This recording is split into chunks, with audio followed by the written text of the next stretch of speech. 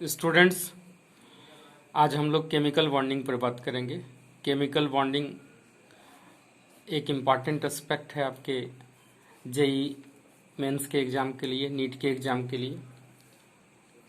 तो आप जानते हैं कि इनर्ट गैसेस के अलावा कोई और अदर ऐसा एलिमेंट नहीं है जो इंडिपेंडेंटली एटॉमिक स्टेट में एग्जिस्ट करता हो।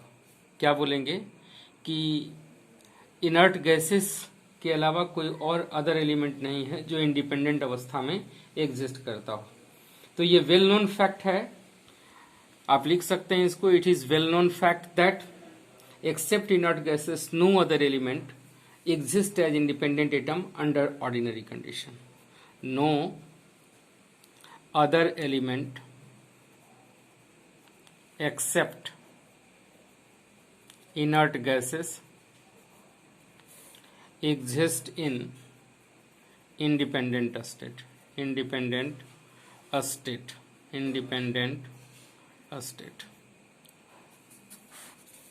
दूसरी बात यह है कि जितने भी मॉलिक्यूल हैं वो सब क्लस्टर ऑफ एटम्स के फॉर्म में है। कैसे ये क्लस्टर बनाते हैं, क्या रूल है इनका, ये भी हम लोग इसी केमिकल बॉन्डिंग में स्टडी करेंगे।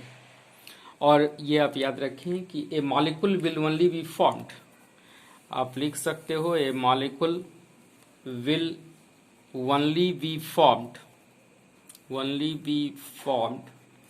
If it is more stable and has lower energy than the individual atoms। अब ये बात आती है कि what is chemical bonding. Chemical bonding होता क्या है केमिकल बॉन्डिंग। ये तो ऊपर वाला जो पार्ट हो गया वो इंट्रोडक्टरी पार्ट हो गया। केमिकल बॉन्डिंग है क्या? A force of attraction between two or more atoms to hold them together as a stable molecule यानी force of attraction between the two atoms which hold together as a stable molecule is called as chemical bonding. It is union of two or more atoms involving redistribution of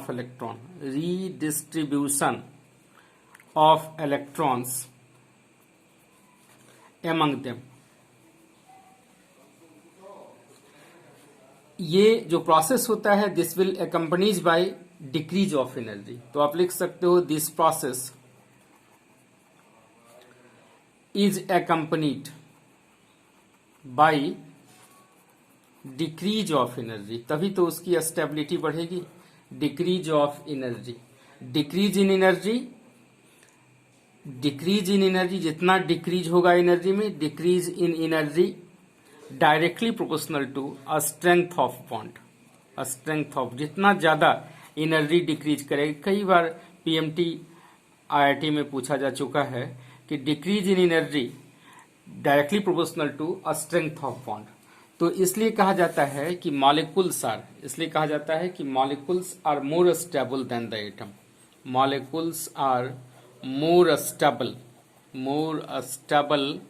then atoms. अब यहाँ हम आपको concise वे में बताने की कोशिश करेंगे कि केमिकल बॉन्ड दरअसल कितने तरह का बॉन्ड है। तो ऐसे तो आप बहुत सारे बुक में पढ़े होंगे, लेकिन मैं भी अपना एक अप्रोच बनाया हूँ कि केमिकल बॉन्डिंग को आप किस तरीके से इजियर वे में आप पढ़ सकते हैं। जितना भी फोर्स होता है, जैसे आप पढ़ते हो ना कि फोर्स दो तरह का, एक स्ट्रांग फोर्स और एक वीक फोर्स, ठीक उसी तरह से एक स्ट्रांग बॉन्डिंग है, स्ट्रांग बॉन्ड है, और दूसरा क्या है, वीक बॉन्ड है। स्ट्रांग बॉन्ड में आपको हो गया, स्ट्रांग बॉन्ड और वीक बॉन्ड को आप दोनों को अंतर कैसे करोगे कि ये स्ट्रांग बॉन्डिंग है और वीक बॉन्डिंग है। अगर जो एनर्जी जो है उनके बीच का एनर्जी लिबरेशन, अगर मान लो कि 40 से ज़्यादा 50 किलो जूल से अगर 200 किलो जूल पर मोल लिबरेट होता हो तो इसको आप समझे क्या है, स्ट्रॉन्ग बॉन्ड है। और अगर 2 से 40 किलो जूल तक अगर लिबरेट होता हो पर मोल एनर्जी तो इसका मतलब समझो क्या है, वीक बॉन्ड है। स्ट्रॉन्ग बॉन्ड होते हैं कितने तरह के? स्ट्रॉन्ग बॉन्ड में पहला हो गया कोवैलेंट बॉन्ड, कोवैलेंट बॉन्ड। दूसरा आयोनिक कोऑर्डिनेट बॉन्ड कर दीजिए, कोवैलेंट बॉन्ड के बाद कोऑर्डिनेट बॉन्ड कर दीजिए। तीसरा आयनिक बॉन्डिंग कर दीजिए, आयनिक बॉन्ड। और चौथा कर दीजिए मेटलिक बॉन्ड। ये 4 बॉन्ड जो हैं इनकी एनर्जी ज़्यादा होती है, इसलिए स्ट्रॉन्ग बॉन्डिंग के रूप में रखे। और ये 2 बॉन्ड जिसमें हाइड्रोजन बॉन्ड है, एक हाइड्रोजन बॉन्ड और दूसरा हो गया वान डर वाल बॉन्डिंग, वान डर वाल बॉन्ड, वान डर वाल बॉन्ड, WAAL, वान डर वाल बॉन्डिंग। ये हाइड्रोजन बॉन्डिंग में एनर्जी 8 से 40 किलो जूल निकलती है पर मोल, और वान डर वाल बॉन्डिंग में 2 से 8 किलो जूल पर मोल, 2 से 7 कहो, 2 से 8 किलो जूल पर मोल वान डर वाल बॉन्डिंग। अब हम लोग आते हैं कि बॉन्डिंग होता क्यों है। तो बॉन्डिंग होता है to acquire the inert gas configuration, inert gas configuration. शुरू में ही मैं बताया कि इनर्ट गैस कन्फिगुरेशन जब अटेन करेगा तो मॉलिक्यूल क्या हो जाएगा, अस्टेबल हो जाएगा। इसमें सबसे पहले हम लोग डिस्कस करें कोवैलेंट बॉन्डिंग। कोवैलेंट बॉन्डिंग ये क्यों कैसे होता है? By the mutual sharing of electron. ये कब होता है? म्यूचुअल शेयरिंग ऑफ इलेक्ट्रॉन्स के चलते। यानी एक स्पेसिस, एक एटम दूसरे एटम, जैसे मान लो HCl मॉलिक्यूल है, हाइड्रोजन अपना 1 इलेक्ट्रॉन दिया, क्लोरीन 7 इलेक्ट्रॉन, 7 इलेक्ट्रॉन इसके हैं। अब देखो इसका ऑक्टेट पूरा हो गया, इसका डुप्लेट पूरा हो गया, ये हीलियम का कन्फिग्रेशन अटेंड कर लिया और ये ऑक्टेट कन्फिग्रेशन अटेंड कर लिया। इस तरह से H2O मॉलिक्यूल आप देखिए, हाइड्रोजन अपना 1 इलेक्ट्रॉन, ऑक्सीजन 1 2 3 4 5 1 6, ये हाइड्रोजन अपना 1 इलेक्ट्रॉन दिया, इसका डुप्लेट पूरा हो गया, इसका डुप्लेट पूरा हो गया और ये ऑक्टेट पूरा कर लिया, H2O मॉलिक्यूल स्टेबल हो गया। तो हाइड्रोजन की टेंडेंसी है डुप्लेट को रखने की, दो इलेक्ट्रॉन इसके आउटर मोस्ट हो, जबकि अदर एलिमेंट जो होते हैं वो अदर एलिमेंट वो 8 इलेक्ट्रॉन रखते हैं, 8 इलेक्ट्रॉन। इसी को बोलते हैं हम लोग ऑक्टेट रूल, ऑक्टेट रूल। और इसमें जो अप्रोच दिए थे ये कोसेल और लेविस साहब ने इसका अप्रोच दिया। अब देखिए जहां कहीं भी आप बनाएंगे वो क्या होगा, इसी तरह से Cl2 देखिए 1 2 2 2 4 2 6, यहाँ भी 2 2 4 2 6, ये देखो 2 2 8 8 इलेक्ट्रॉन दोनों के राउंड हो गया। यहाँ आपको क्या क्वेश्चन बनता है कि लोन पेयर और बॉन्ड पेयर बताने के लिए।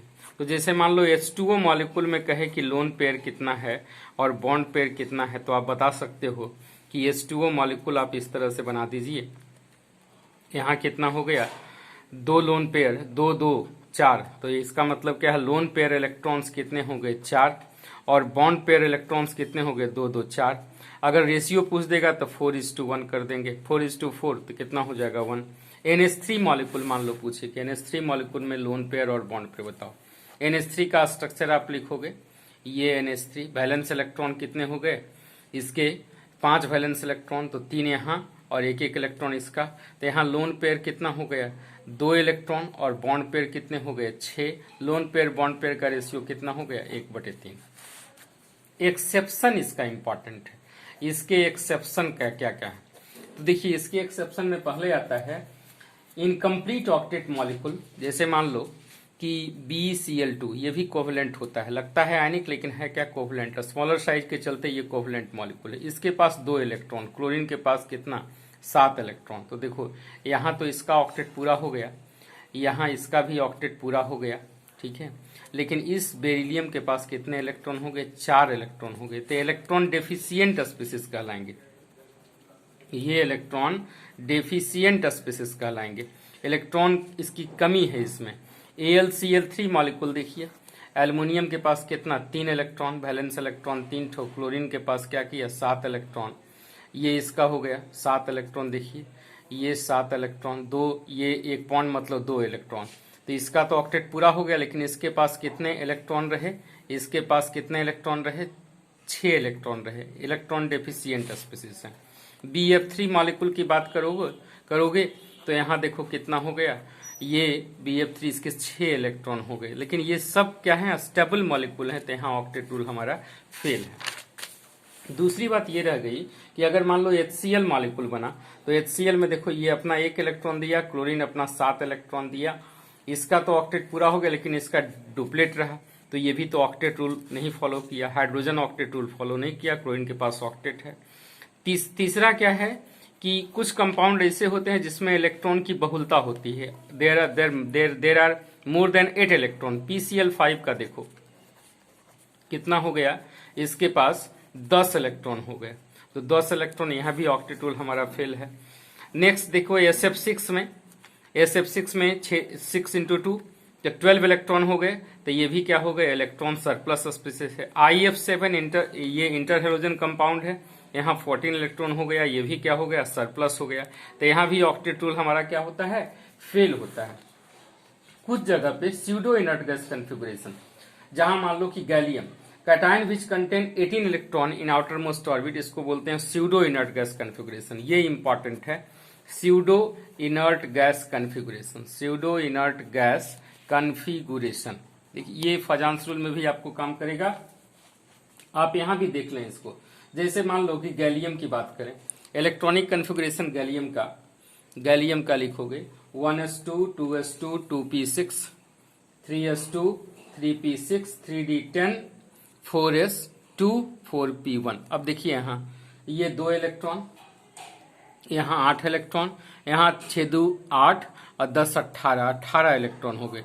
तो इसका मतलब क्या है, गैलियम +3 आयन जो होगा ये क्या होंगे, यहाँ क्या है 18 इलेक्ट्रॉन है इसके आउटर मोस्ट ऑर्बिट में, तो यहाँ भी क्या होगा, इनर्ट गैस का ये जो ऑक्टेट रूल है वहां पर क्या है, फेल है। ठीक है, ऑक्टेट रूल फिर 18 इलेक्ट्रॉन इसके आउटर मोस्ट ऑर्बिट में। These all species exception of octet rule. Okay, thanking you. You all have understood the concept of chemical bonding, especially covalent bonding. Next day we will discuss coordinate bonding. Thank you.